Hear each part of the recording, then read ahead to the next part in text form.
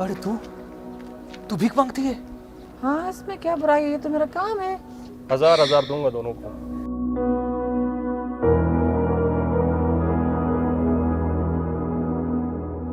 ओहो जबरदस्त, तो ये है तुम्हारा महल, तो तुम यहाँ रहती हो?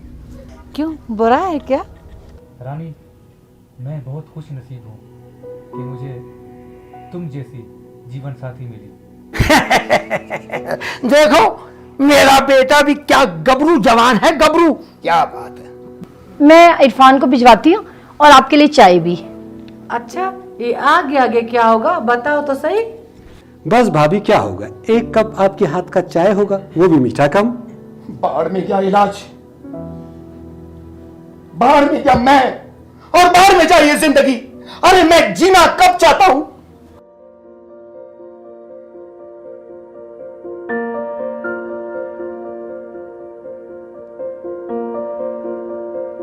अल्लाह का लाख लाख शुक्र है कि सारे काम खैर खैरियत से हो गए। तुम भी सब अल्लाह का शुक्र अदा करो। भाई आप सब कहाँ तैयार हो, रहे नाम अल्लाह का, कहीं जा तो नहीं रहे हो? फिलहाल तो नहीं। तो फिर हो जाए मेरे साथ एक सेल्फी, रहे नाम अल्लाह का।